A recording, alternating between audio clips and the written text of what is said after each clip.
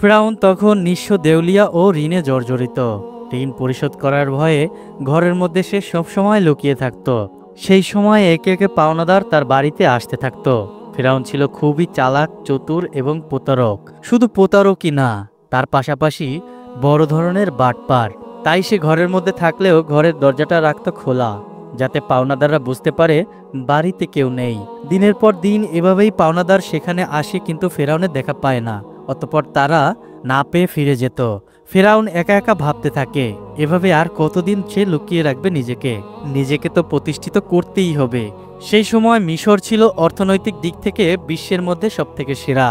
অতঃপর ফিরআউন পাওনাদারের ভয়ে গভীর রাতে আঁধারের বলক থেকে মিশরের উদ্দেশ্যে লুকিয়ে লুকিয়ে রওনা হলেন। সারা রাত অনেক পথ অতিক্রম করার পর শেষ পর্যন্ত সে মিশরে পৌঁছালো। কিছু দূর যাবার পর বন্ধু হামানের সাথে তার সাক্ষাৎ হলো। তাকে দেখা মাত্রই হামান তাকে জিজ্ঞাসা করলো, প্রিয় বন্ধু, তুমি এখানে কেন? কি অবস্থা তোমার? তখন ফিরআউন বলল, বন্ধু হামান, আমি খুবই মুসিবতের মধ্যে রয়েছি। পাওনাদারের ভয়ে লুকিয়ে পালিয়ে এসেছি। আমি একেবারে নিঃস্ব, চারদিকে ঋণে জর্জরিত। এখন আমার কোনো একটা কাজের প্রয়োজন। তখন হামান বলল, ফিরআউন, আমারও একই অবস্থা, আমারও একটা কাজের প্রয়োজন। অতঃপর ফিরআউন ও হামান কাজের সন্ধানে বেরিয়ে পড়লেন। কিছু পথ অতিক্রম করার পর তারা ক্ষুধায় এবং তৃষ্ণায় কাতর হয়ে পড়েছিল। দূরে লক্ষ্য করে দেখলো একটি লোক তরমুজ খেতে তরমুজ কাটার জন্য কাজ করছে। তখন ফিরআউন ও হামান ধীরে ধীরে সেই তরমুজ ক্ষেতের সামনে গিয়ে বলল, চাচা যান, আমরা খুবই ক্ষুধার্ত, আমাদের কিছু তরমুজ খেতে দেবেন? এই কথা শোনা মাত্রই লোকটি তাদের তরমুজ খেতে দিল। ফিরআউন ও হামান পেট ভরে তরমুজ খেয়ে তৃপ্তি পেল। তারপর ওই তরমুজ ক্ষেতের মালিক তাদেরকে জিজ্ঞাসা করলো, তোমাদের তো এর আগে কখনো দেখিনি, তোমরা কে আর কোথা থেকে এসেছো? তখন ফিরআউন বলল, আমরা ভিনদেশী বলক থেকে এসেছি কাজের জন্য। তরমুজ ক্ষেতের মালিক ভাবলো তারও কাজের লোকের দরকার, তাই সে তাদেরকে বলল, তোমরা কি আমার কাছে কাজ করবে? হামান বলল, অবশ্যই কাজ করব। তখন তরমুজ ক্ষেতের মালিক বলল, আমার কাছে কাজ করতে হলে সৎভাবে কাজ করতে হবে, চুরি করা যাবে না।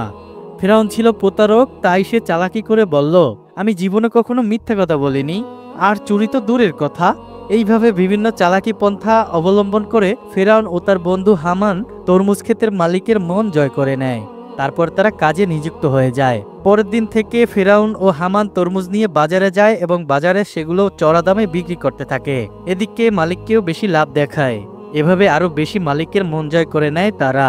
বেশ কিছুদিন অতিবাহিত হয়ে গেলে একদিন ফিরআউন ওই ক্ষেতের মালিককে বলে, চাচা যান, আপনি তরমুজগুলো পিস হিসাবে আমাকে বিক্রি করুন, তাহলে আপনার আরো বেশি লাভ হবে। ক্ষেতের মালিক তার কথায় রাজি হয়ে গেল।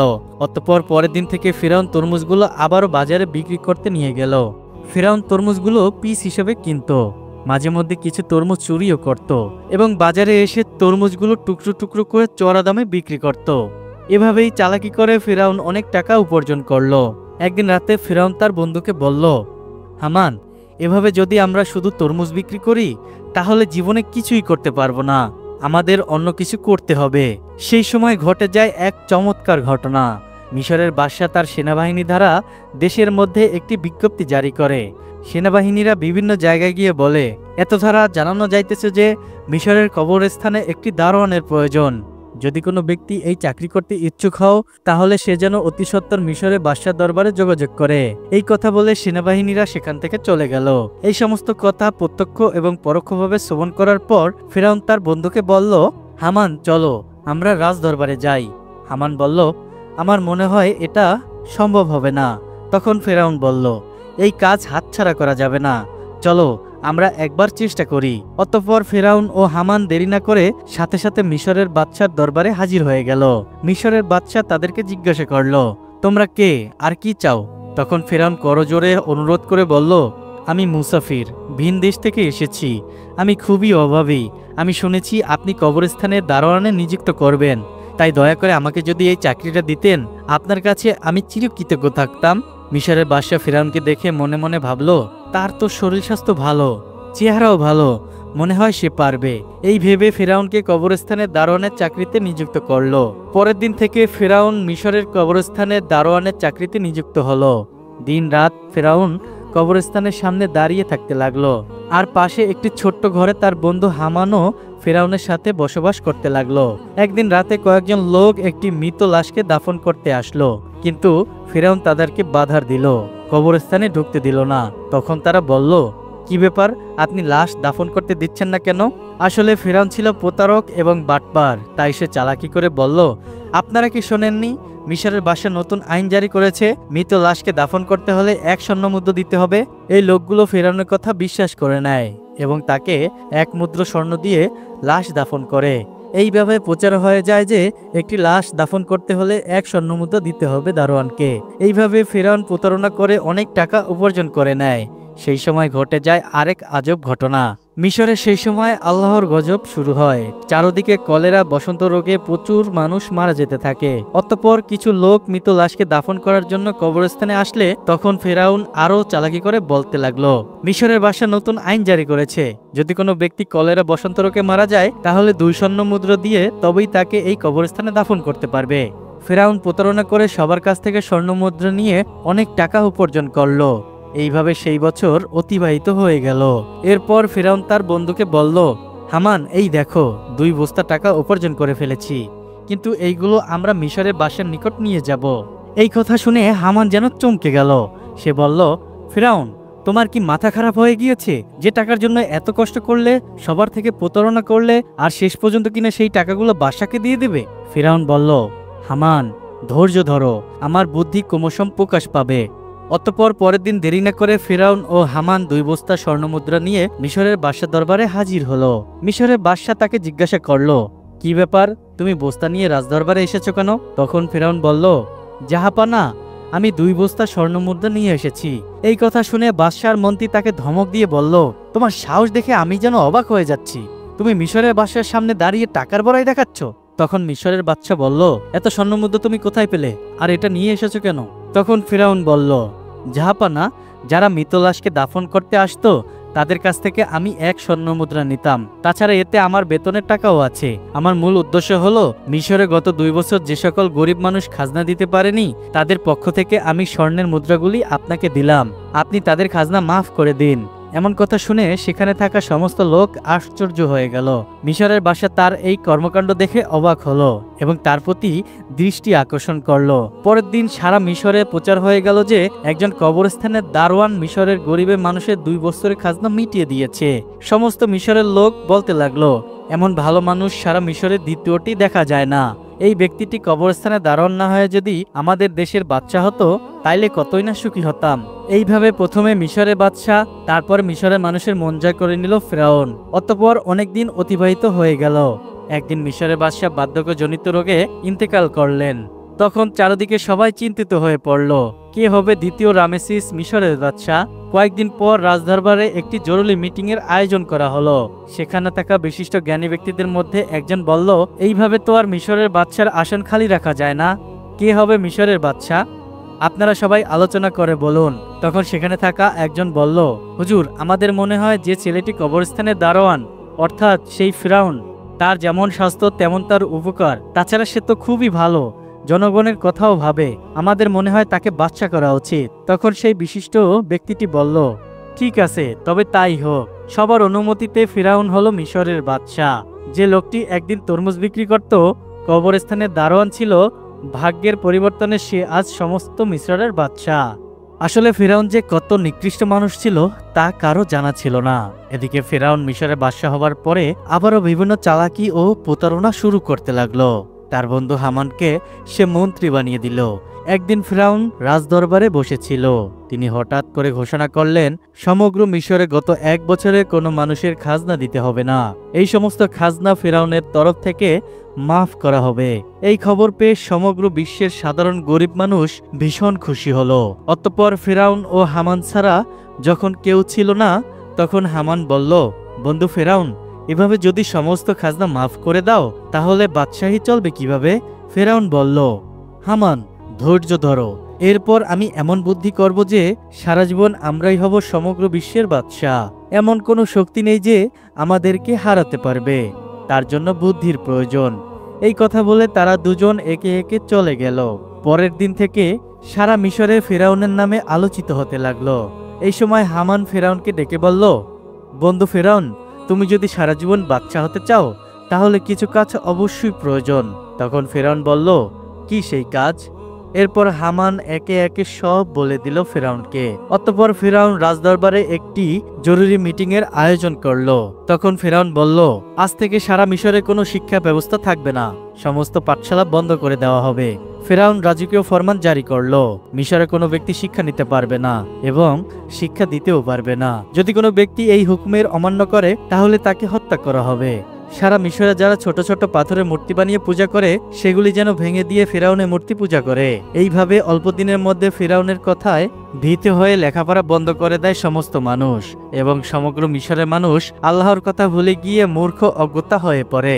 মানুষ সম্পূর্ণরূপে চতুষ্পদ জন্তুর মতন আচরণ করতে লাগলো। এরপর ফেরাউন ব্যাপক অহংকারী হয়ে গেল, নিজেকে এত বড় মনে করতে লাগলো যে অহংকার পরিপূর্ণ হয়ে নিজেকে খোদা দাবি করলো। দিনের পর দিন জনগণের উপর খাজনার পরিমাণ বাড়িয়ে দিল, অন্যায় অত্যাচার বেড়ে গেল। এরকম করে ফেরাউন সারা মিশরে শাসন কার্য চালাতে লাগলো। সুদ, ঘুষ, জিনা, ব্যভিচারের পরিমাণ বেড়ে গেল সেই সময়। এক কথায় ফেরাউন বনি ইসরায়েলদের অপমান অপদস্থ করতে লাগলো। শুধুমাত্র আসিয়া ব্যতীত অন্য কেউ ফেরাউনের অপমান অপদস্থ থেকে রেহাই পেত না, কারণ আসিয়া ছিল সেই যুগের সবচেয়ে সুন্দরী, গুণবতী এবং ধার্মিক নারী। সুতরাং বহু বছর পর ফেরাউন আসিয়াকে স্ত্রী রূপে বরণ করেছিল। একদা একদিন আসিয়া তার নিজ কক্ষে বসেছিলেন, মনে মনে ভাবতে লাগলেন, যেভাবে স্বামী ফেরাউন দেশের জনগণকে অন্যায়ভাবে অত্যাচার করছে, নিজেকে খোদা দাবি করছে, তাতে নিজে তো আল্লাহর গজবে পতিত হবেই এবং দেশের সমস্ত মানুষকে ধ্বংস করবে। ঠিক ওই সময় ফেরাউন সেই কক্ষে প্রবেশ করল এবং বলল, আসিয়া, তোমাকে এমন চিন্তিত দেখাচ্ছে কেন? তখন আসিয়া বলল, প্রিয় স্বামী, আপনি নিশ্চয়ই জানেন যে এই পৃথিবী, চন্দ্র, সূর্য, আসমান, জমিন সবকিছু সেই মহান আল্লাহ তাআলা সৃষ্টি করেছেন। সুতরাং মানুষ যতই ক্ষমতা লাভ করুক না কেন, একটি ছোট পতঙ্গ সে সৃষ্টি করতে পারবে না।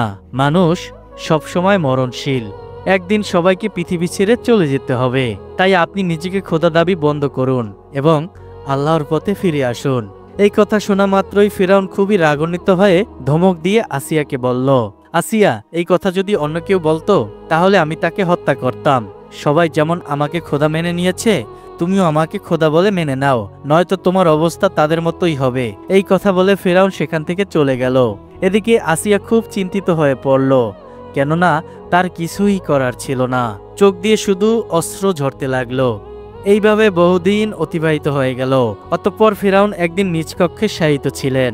গভীর রজনীতে তিনি স্বপ্নে দেখলেন, এক বিশাল বড় আগুনের গোলা বনি ইসরায়েলের দিক থেকে এসে সারা মিশরকে জ্বালিয়ে পুড়িয়ে ছাই করে দিচ্ছে, অথচ বনি ইসরায়েলদের কিছুই হয়নি। এই স্বপ্ন দেখে ফেরাউন তাড়াতাড়ি জেগে গেল।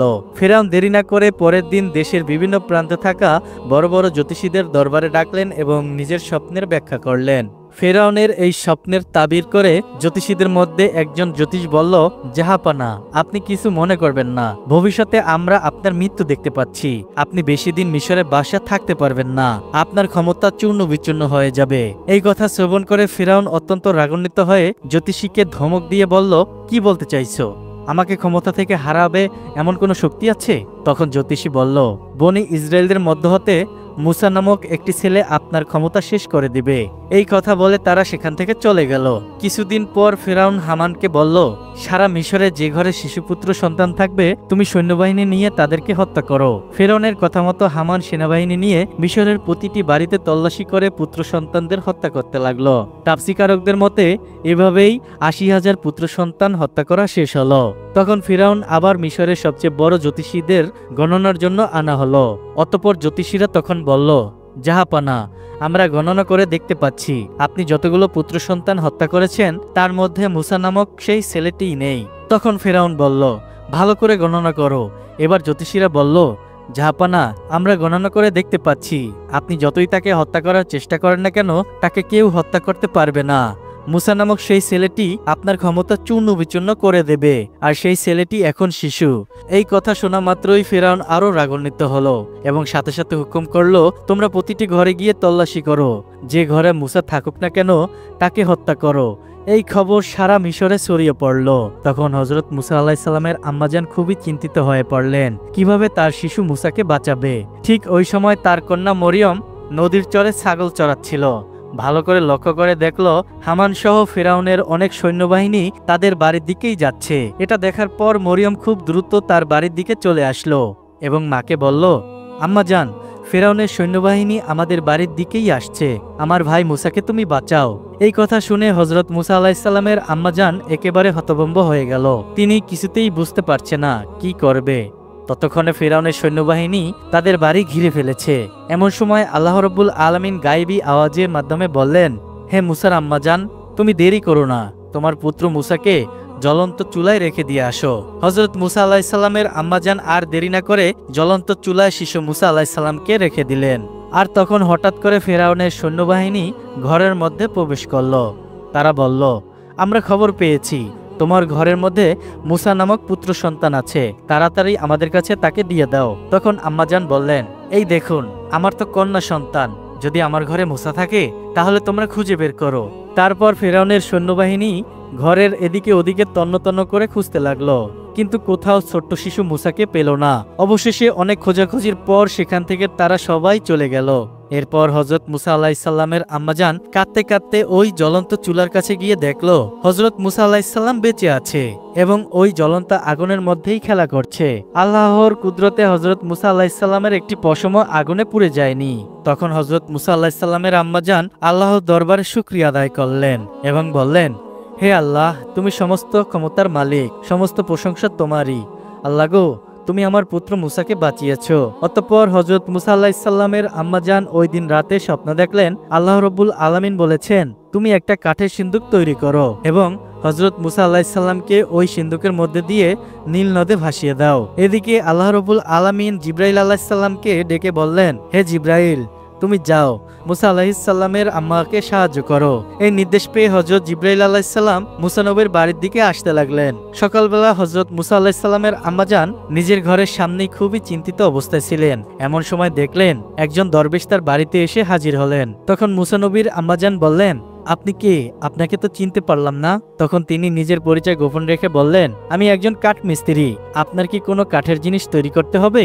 সাথে সাথে মুসা নবীর আম্মাজান বললেন, অবশ্যই আমার একটা কাঠের সিন্দুক তৈরি করতে হবে। আর এভাবেই আল্লাহ তাআলা জিবরাইল আলাইহিসসালামের মাধ্যমে মুসা আলাইহিসসালামের আম্মাজানকে সিন্দুক বানিয়ে সাহায্য করেছিলেন।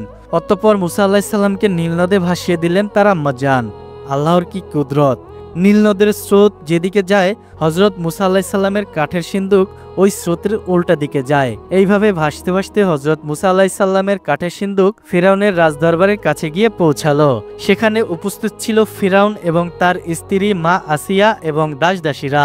সিন্দুকটি দেখা মাত্র মা আসিয়া এগিয়ে এলো। মা আসিয়া সিন্দুকটি খুলে দেখলো একটি ফুটফুটে কচি শিশু, তার ললাটে যেন নূরের আলো চমকাচ্ছে।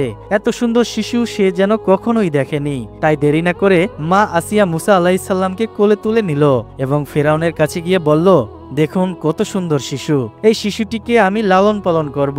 এটা শুনে ফিরাউন বলল, না, এই শিশু হয়তোবা আমাদের শত্রু হবে। এটাই বনি ইসরায়েলদের মধ্যে থেকে কোনো এক শিশু হতে পারে, আমি ওকে হত্যা করব। তখন মা আসিয়া বলল, কি বলছেন? এটা যদি বনি ইসরায়েলদের কোনো শিশু হতো তাহলে নদীর স্রোতের উল্টো দিকে কিভাবে আসলো? এটা তো ওইদিকে যাওয়ার কথা ছিল। এই যুক্তি শুনে ফিরাউন আর কিছু বলল না, শুধু বলল, ঠিক আছে, তুমি এই শিশুকে লালন পালন করতে পারো। অতঃপর মা আসিয়া হযরত মুসা আলাইহিসসালামকে নিয়ে রাজদরবারে প্রবেশ করলেন। ফিরাউন যখন মুসা আলাইহিসসালামকে কোলে তুলে নিল এবং নিজের সন্তানের রূপে আদর করার জন্য চুম্বন দিতে যাবে, ঠিক এমন সময় হযরত মুসা আলাইহিসসালাম আল্লাহর হুকুমে ওই কচি শিশুর হাতে এত জোরে ফিরাউনকে চর মারল যেন রাজদরবার কেঁপে গেল। মনে হলো যেন ভূমিকম্প শুরু হয়ে গেছে। তখন ফিরাউনের মনে সন্দেহ প্রকাশ পেল। মনে মনে বলতে লাগলো, নিশ্চয়ই এই শিশু কোনো সাধারণ শিশু নয়, একে পরীক্ষা করতে হবে। তখন ফিরাউন একজনকে বলল, যাও কিছুটা স্বর্ণ আনো আর তার সাথে আগুন নিয়ে আসো, এই শিশুকে পরীক্ষা করব। এটা শুনে সেখানে থাকা উপস্থিত সবাই হতবাক হয়ে গেল। এই লোকটি যখন আগুন আর স্বর্ণ নিয়ে আসলো, ঠিক ওই সময় আল্লাহ রাব্বুল আলামিন হযরত জিবরাইল আলাইহিসসালামের মাধ্যমে হযরত মুসা আলাইহিসসালামের হাত আগুনের দিকে ঘুরিয়ে দিল আর মুসা আলাইহিসসালাম চিৎকার করে কাঁদতে লাগলো। তখন আসিয়া বলল, আপনার মতন কঠিন হৃদয় এবং নিষ্ঠুর এই পৃথিবীতে আর কেউ নেই। এই কচি শিশু কি আগুন এবং স্বর্ণের কোনো পার্থক্য জানে? অতঃপর ফিরাউনের মনের সন্দেহ মুছে গেল। আর এইভাবেই হযরত মুসা আলাইহিস সালাম ফিরাউনের বাড়িতে বড় হতে লাগলেন। প্রিয় বন্ধুরা, ফিরাউনের এই বিস্ময়কর ঘটনাগুলো আপনার কাছে কেমন লেগেছে তা অবশ্যই কমেন্টে আপনার গুরুত্বপূর্ণ মতামতটি জানিয়ে দিবেন। তো বন্ধুরা, আজকের ভিডিওটি এই পর্যন্তই শেষ করছি। দেখা হবে পরবর্তী কোনো নতুন ভিডিওতে। সেই পর্যন্ত সবাই অনেক ভালো থাকবেন, সুস্থ থাকবেন। আর হ্যাঁ, অবশ্যই চ্যানেলটি সাবস্ক্রাইব করে পাশে থাকবেন। আসসালামু আলাইকুম।